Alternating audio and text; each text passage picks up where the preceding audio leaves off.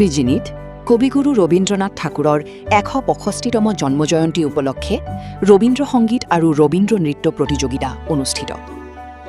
চিৰাং জিলাৰ বিজিনী বিদ্যাপীঠ উচ্চতৰ মাধ্যমিক বিদ্যালয়ৰ সভাগৃহত কবিগুৰু ৰবীন্দ্ৰনাথ ঠাকুৰৰ ১৬৫তম জন্মজয়ন্তী উপলক্ষে বাঙালী পৰিষদৰ উদ্যোগত এখন জিলাভিত্তিক ৰবীন্দ্ৰ সংগীত আৰু ৰবীন্দ্ৰ নৃত্য প্ৰতিযোগিতা অনুষ্ঠিত হয়। অনুষ্ঠানৰ আৰম্ভণিতে কবিগুৰুৰ প্ৰতিচ্ছবিত প্ৰদীপ প্ৰজ্বলন আৰু মাল্যাৰ্পণ কৰে বিজিনীৰ প্ৰাক্তন বিধায়ক কমল চিন্নাৰজাৰীয়ে।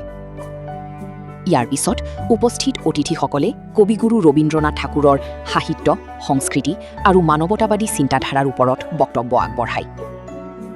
পৰৱৰ্তী সময়ত চিৰাঙৰ বিভিন্ন প্ৰান্তৰ পৰা অহা প্ৰতিযোগীসকলে ৰবীন্দ্ৰ সংগীত আৰু ৰবীন্দ্ৰ নৃত্য প্ৰতিযোগিতাত অংশগ্ৰহণ কৰি অনুষ্ঠানটোক অধিক প্ৰাণৱন্ত কৰি তোলে। সাংস্কৃতিক পৰিৱেশনৰ মাজেৰে দিনজুৰীয়া অনুষ্ঠানটো উৎসৱমুখৰ পৰিৱেশত সম্পন্ন হয়। উল্লেখ্য যে এই অনুষ্ঠানত নৃত্য আৰু সংগীত প্ৰতিযোগিতাত প্ৰথম, দ্বিতীয় আৰু তৃতীয় স্থান লাভ কৰা প্ৰতিযোগীসকলে অহা ১৪ জুনত গুৱাহাটী কলাক্ষেত্ৰত অনুষ্ঠিত হ'বলগীয়া ৰাজ্যিক ভিত্তিক অনুষ্ঠানত অংশগ্ৰহণ কৰাৰ সুযোগ লাভ কৰিব বুলি আয়োজক সমিতিয়ে জানিবলৈ দিয়ে। News desk, Bijni first 24।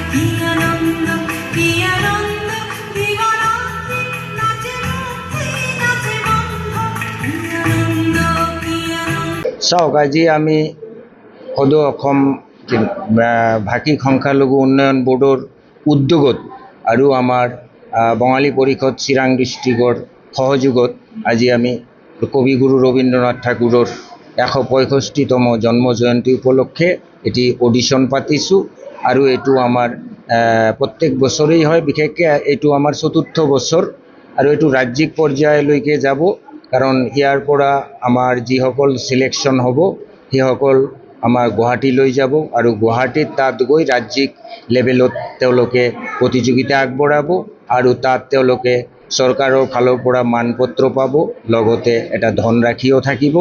আৰু আজি আমাৰ ইয়াত সংগীতত ১৩৭জন ইতিমধ্যে হৈছে আৰু আমাৰ নৃত্যত ১২৫জন শিল্পী ইতিমধ্যে হৈছে আমাৰ, আৰু এওঁলোকে আজি প্ৰতিযোগিতা আগবঢ়াব।